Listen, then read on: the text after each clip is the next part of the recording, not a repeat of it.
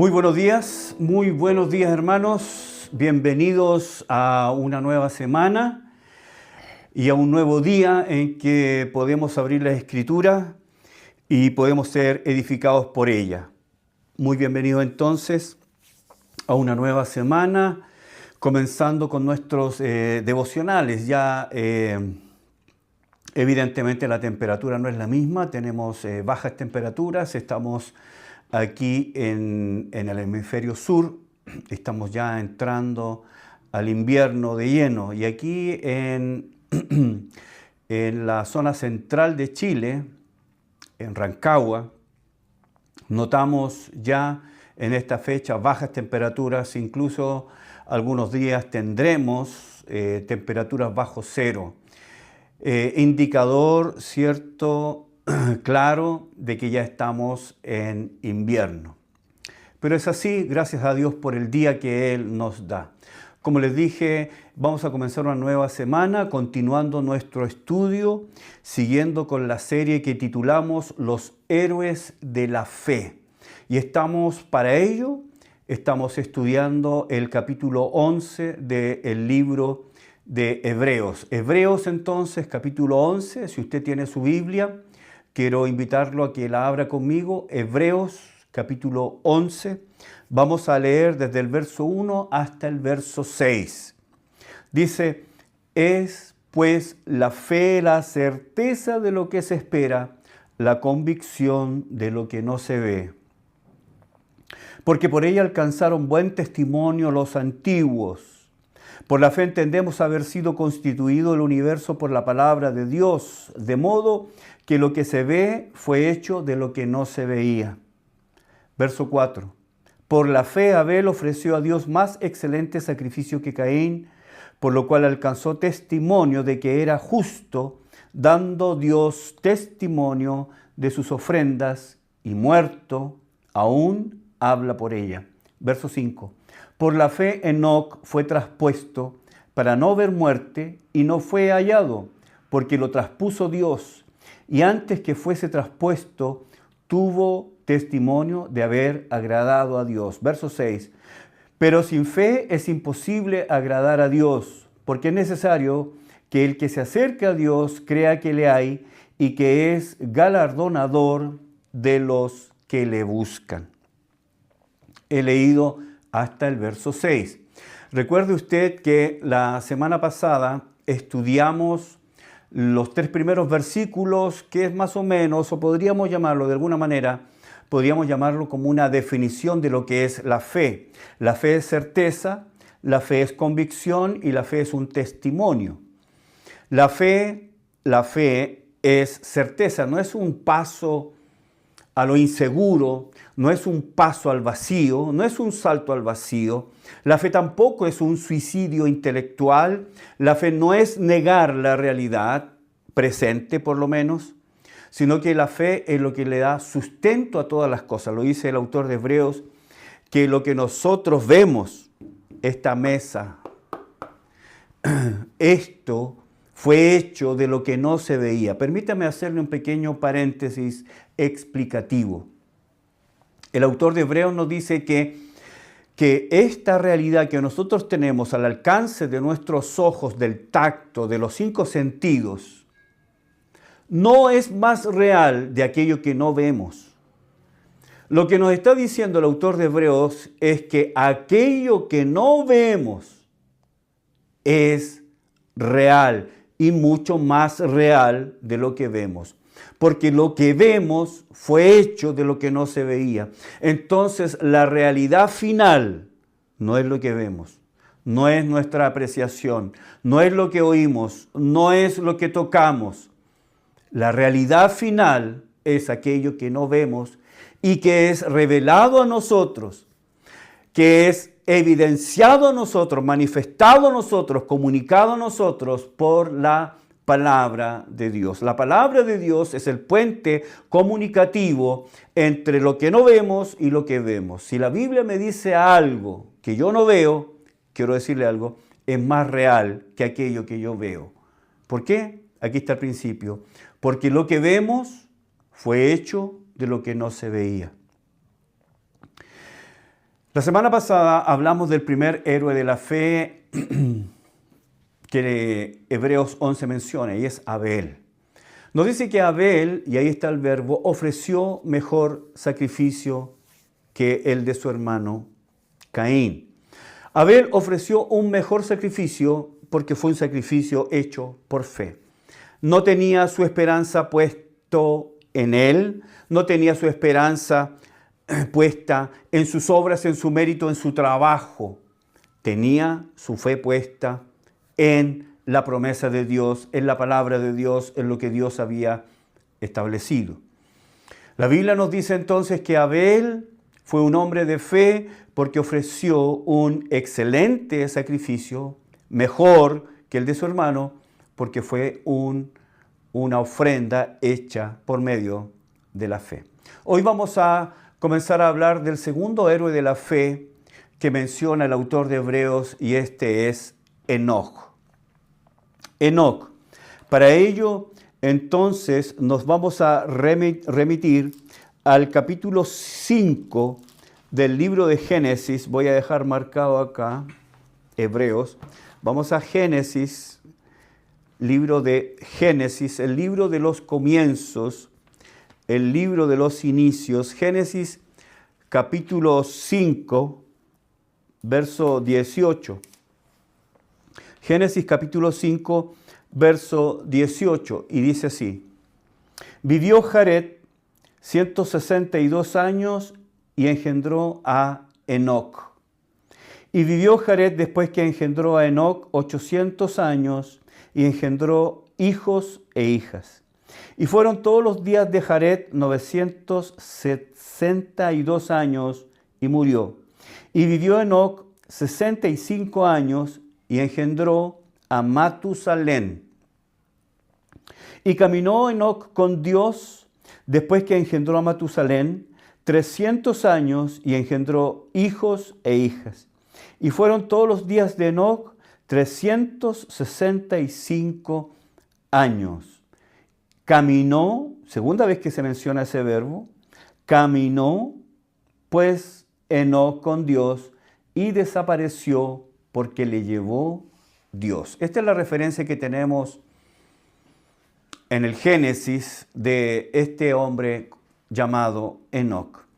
Este es el segundo ejemplo de los hombres que caminaron en fe, de los hombres de fe, de los héroes de la fe, reconocidos acá en el capítulo 11 del libro de Hebreos.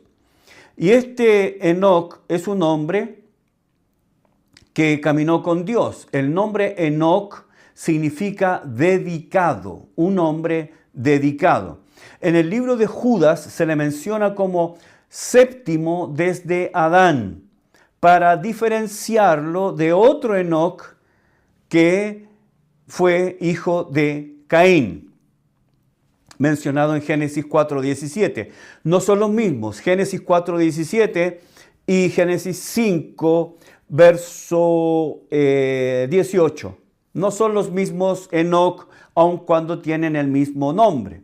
Entonces tenemos a Adán, que fue padre de Caín, pero también padre de Abel, y luego padre de Set. Después Set tuvo un hijo que llamó a Enos. Enos tuvo a Cainán. Cainán fue padre de Mahalaleel, difícil pronunciar estos nombres, y Mahalaleel fue padre de Jared, y Jared fue padre de Enoc, séptimo desde Adán.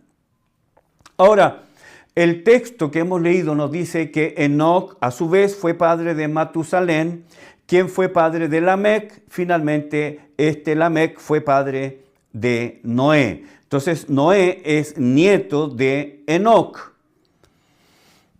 o bisabuelo, bisnieto en este caso, ¿no? Noé fue bisnieto de Enoc. A Enoc le tocó vivir un tiempo difícil, un tiempo complicado. Enoc vivió en un mundo entregado a la impiedad, a la inmoralidad. Era un mundo depravado, moralmente degradado, lleno de corrupción, lleno de pecaminosidad. Así que podemos entender, hermanos, que era un mundo entregado a la maldad, a la corrupción, a la inmoralidad, a la vileza. Entonces podemos entender de que no era fácil vivir o tratar de vivir una vida pura, una vida piadosa en un mundo tan perverso. No es fácil.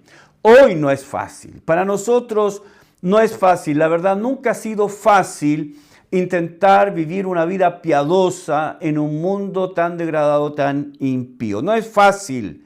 No es fácil vivir en un mundo en que abiertamente es enemigo de Dios. Pero Dios tiene hombres para cada momento de la historia. Dios tiene hombres llamados específicamente para existir, para actuar, para desarrollarse en los momentos más oscuros y tenebrosos de la historia de la raza humana. Y este es el caso de este hombre, Enoc. Y en medio de tanta tiniebla, tanta oscuridad, tanta degradación, tanta inmoralidad justificada por los hombres, es que Dios permite que nazca este Enoc, hijo de Jared, descendiente de Adán. Ahora, este Enoc fue un hombre completamente diferente a sus contemporáneos. La Biblia nos dice que Enoc caminó con Dios. Esto es algo increíble, increíble. En medio de tanta vileza, tanta inmoralidad, tanta depravación, este hombre camina con Dios. El texto hebreo nos menciona que este es el verbo halak. Halak, cuando la Biblia dice caminó, es el verbo halak. Y este verbo quiere decir andar, caminar. La palabra tiene la idea de compartir la vida. La palabra también se puede traducir como marchar, recorrer. La palabra también se usa para hablar de alguien que camina con otra persona y de ahí tiene la idea de tratar con alguien constantemente, tener un intercambio, vivir la vida con otra persona. Eso es lo que quiere decir el verbo halak. Ahora, si nosotros vamos a la traducción conocida como la Septuaginta, la versión de los 70, que es, para que ustedes sepan, la primera traducción de un idioma a otro, que fue la traducción desde el hebreo hasta el griego, ¿ok? Es el Antiguo Testamento traducido del hebreo al griego, porque ya en ese tiempo muy pocos judíos hablaban su lengua natal. Ya estaban hablando griego. Entonces fue necesaria una traducción desde el hebreo al griego. Esta versión se llama Septuaginta y en la Septuaginta se usa la palabra o el verbo euresteo. Y este verbo se traduce como gratificar por completo, agradar. ¿Ok? Entonces, si tomamos estas dos definiciones, caminar, compartir, marchar, recorrer, tener un trato constante, pero también la palabra gratificar por completo, agradar, la idea es que Enoc tuvo una vida con Dios tan agradable. Tuvo una vida que finalmente le agradó a Dios. La vida de Enoc, ese caminar con Dios, fue grato para Dios. Entonces, podemos definir qué significa, pastor, caminar con Dios. ¿Qué significa? Teniendo esta definición de estos dos verbos, tanto en hebreo como en griego, podemos definir que caminar con Dios es vivir en función de Dios. Que mi vida completa, entera, esté enfocada en Dios. Que Dios sea mi objetivo, que Dios sea mi compañía, que Dios sea mi diario andar, que yo tenga una conciencia permanente de que vivo mi vida delante de Dios. Si voy al supermercado, sé que vivo delante de Dios. Si voy al trabajo, sé que vivo delante de Dios. Si voy a la universidad, si voy al colegio, si estoy en el centro de la ciudad, si estoy haciendo trámites, si tengo comunión con mis vecinos, aun si estoy dentro de mi propio hogar, debo entender de que yo estoy viviendo en su presencia, vivo delante de Él. Por lo tanto, todas mis acciones, todo lo que hago, todo lo que digo, todo lo que pienso debe ser filtrado por ese entendimiento de que yo vivo delante de Dios. La palabra significa hacer a Dios parte de mi diario andar, de mi diario vivir. Nada es oculto. No hago o intento hacer nada oculto delante de Dios, aunque esto es un autoengaño. Porque Dios es omnipresente. ¿Cómo podría yo hacer algo que Él no sepa? ¿Dónde yo me escondería, donde Él no me viera para cometer mi pecado? ¿Dónde? Es imposible. Él es omnipresente. Entonces, andar con Dios, vivir de esa manera, eso es agradable para Dios. Hacerlo parte de mi vida. No solamente las cosas buenas, sino las cosas malas. Cuando estoy siendo tentado, cuando veo algo, cuando miro algo, cuando deseo algo que no es conforme a Él, cuando no es agradable, y yo lo sé, no es agradable, le digo, Señor, mira de la manera que estoy siendo tentado. Mira de la manera en que actúa mi corazón. ¿Quiere que sea personal? ¿Quiere que sea confidente con usted? ¿Quiere que le diga algo de corazón a corazón? No voy a decir el contexto en que ocurrió, pero miré a un hermano que él tenía algo que yo deseé en ese momento y lo deseé de mala manera. Inmediatamente me di cuenta del error y le dije, mira, Señor, lo que estoy pensando. Mira, Señor, lo que estoy sintiendo. Mira, Señor, tú lo sabes.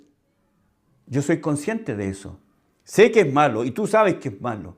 Mira mi perverso corazón. Caminar con Dios es abrir mi vida constantemente a Dios. Es abrir mi vida para las cosas buenas y para las cosas malas. Abrir mi corazón a Dios y decirle, mira, Señor, esto es agradable a ti o esto no es agradable a ti. Mira lo que pensé, mira lo que hice, mira lo que miré. Caminar con Dios es hacerlo parte de mi vida, momento a momento. Es comunión permanente.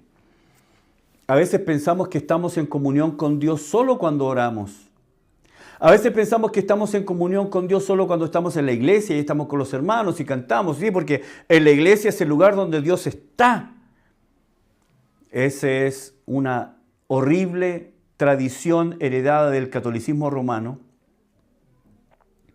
del que muchos de nosotros hemos sido afectados, de que Dios está en la iglesia y cada vez que el creyente pasa por fuera de la iglesia se persigna porque Dios está ahí, está en la iglesia, pero no está afuera, no está en la calle, no está en el mercado, no está en el paseo, no está en la fábrica, no está en el trabajo, no está en el colegio, no está en la universidad. Dios está ahí, eso es un error.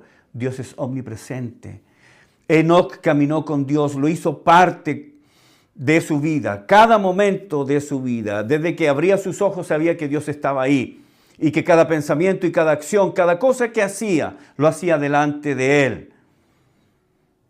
Esto fue agradable delante de Dios. Fue algo que a Dios le agradó. ¿Cómo caminó con Dios de tal manera que le agradó?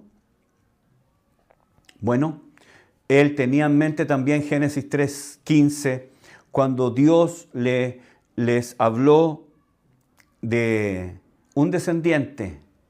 Dios les habló de un descendiente. Recuerde que la simiente de la mujer aplastaría a la simiente de la serpiente.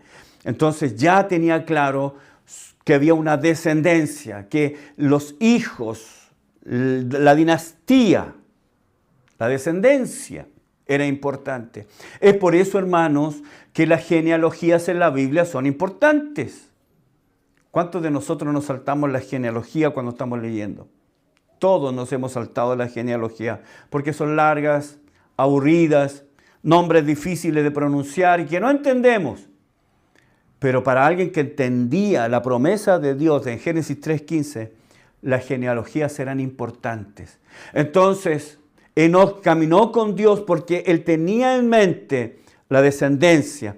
Él tenía en mente que él era parte de esta dinastía de la mujer. Él sabía que él descendía de Adán, de Eva, quien eran los primeros receptores de la promesa de la simiente, del Mesías, de la promesa dada por Dios. Entonces él sabía que era importante los hijos. Y vamos a ver cómo es importante en la vida de Enoc un hijo de él. Hay un hijo en la vida de Enoc que es importante. De hecho, hay varios que son importantes. Todos son importantes, pero otros son trascendentes. Vamos a ver mañana estos hijos de Enoc que son trascendentes en la historia. Muchas gracias por acompañarme en el devocional de hoy. Muchas gracias también por sus saludos. Si no se ha suscrito al canal, hágalo para que esté recibiendo notificaciones. Marque la campanita también para que esté recibiendo notificaciones cuando estemos subiendo nuevo material. Para nosotros es un agrado poder hacer esto. Es una bendición poder llegar a sus hogares con este mensaje que espero realmente que sea de bendición. Nos vemos entonces el día de mañana para seguir estudiando los héroes de la fe y seguir estudiando la vida de Enoc, que fue un hombre que caminó con Dios. Y fue tan agradable eso para Dios que Dios se lo llevó. Muchas gracias, que Dios les bendiga.